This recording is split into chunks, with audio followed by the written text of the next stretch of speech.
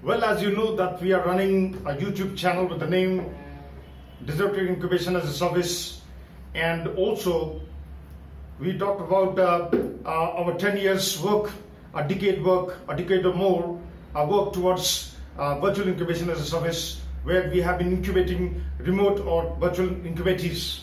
And our entire focus is towards the incubator-incubatee interrelationship under contextual programming, and the major part that basically we'll be discussing about is advanced, applied, and strategic IP management.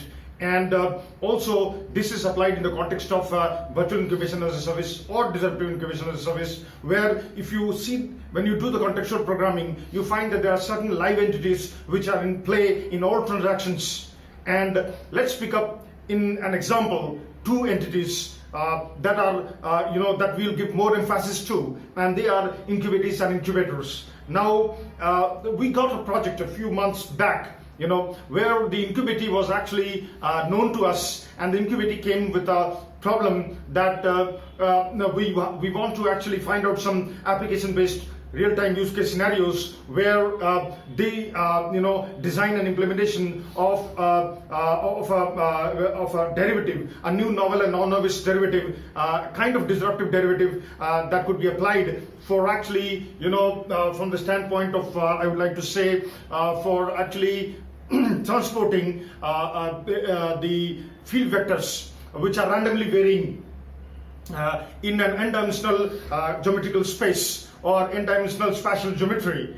And these are basically vector fields that are studied in strong gravity, not low gravity or medium gravity. And this would actually open up more study areas as far as GTR is concerned. So what actually we did is, as we mentioned earlier, that we are self-practitioners, and we are actually testing our business model, which is actually Disruptive Incubation as a Service. And the name of the company, I would again emphasize, is D-Incubator. And what we are doing exactly here is we actually started playing the role of both incubator and incubatee. And as a self-practitioner, we actually tied up and started doing co-ideation, collaborative ideation, collaborative brainstorming, collaborative idea networking, collaborative conceptual prototyping, and finally patenting. Now, in this particular exercise, I would explain, and the objective is to understand the incubator-incubatee interrelationship and also the interactions. And we will capture those attributes to actually, give a lesson to people who are actually our audience from the standpoint of potential incubatees. If at all you find interest in this, that is your choice. Now, let me come to the point where this incubator-incubatee interrelationship or interactions are important, because we will make you understand how we actually step into the shoes of the inventor and actually, play the game on the side of the incubatee. And also, then we will also switch roles to become incubator.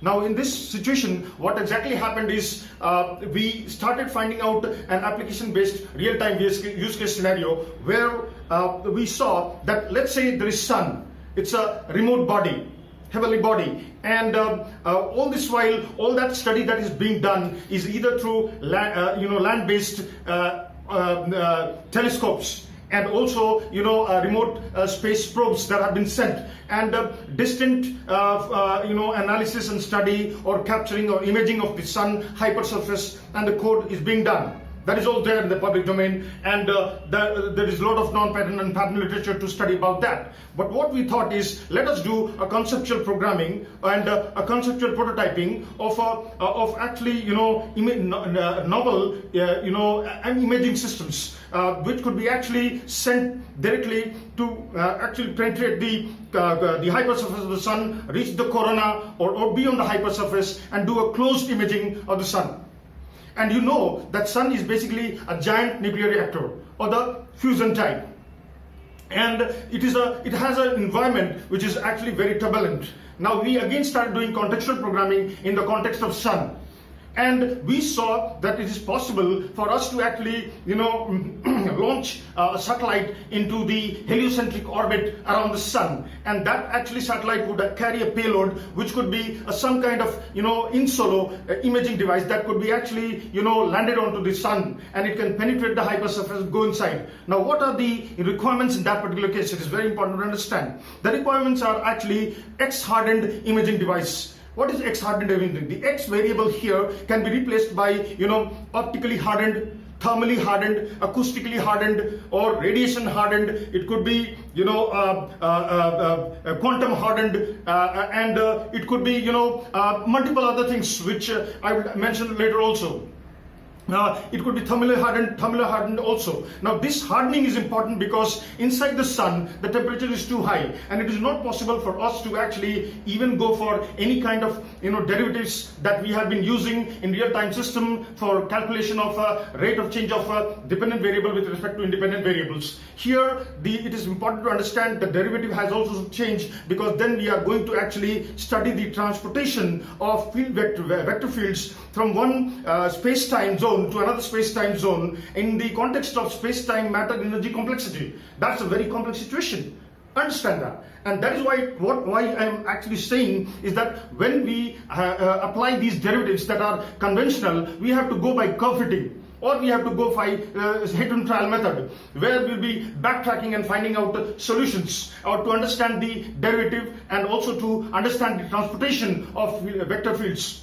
In this case, we came up with a new equation, and that is basically a Sanger, we named it as Sanger derivative. It's actually, a new novel, non-obvious derivative for studying the transportation and also the analysis of the transportation of vector fields from one space-time zone to another space-time zone, and in actually an environment which is, such that the vector fields are randomly varying, and it is a n-dimensional spatial geometry or n-dimensional geometrical space, as like in sun.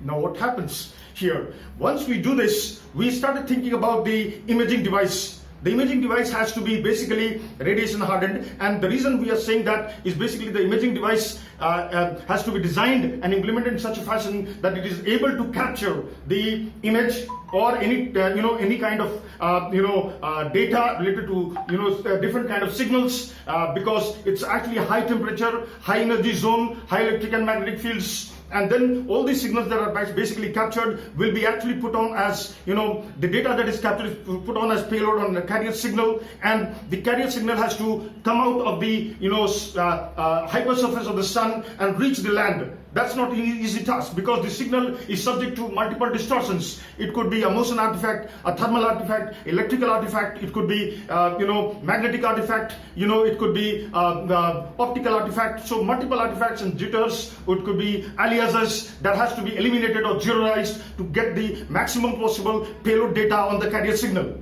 And that is what we did. We thought about, it's very important to, design systems which are radiation hardened, and, as far as the positioning of the device is concerned, we plan to actually put in quantum positioning. And all this exercise is a part of conceptual prototyping, because we in parallel are also planning to, publish a paper on this, and then later we'll think about, granting, because we are looking for grant in this particular case so that we can actually productize the entire concept. And also at the same time, we have come up with a new, derivative called Sanger derivative for, analysis and study of transportation of randomly varying vector fields in n-dimensional geometrical space and or n-dimensional spatial geometry.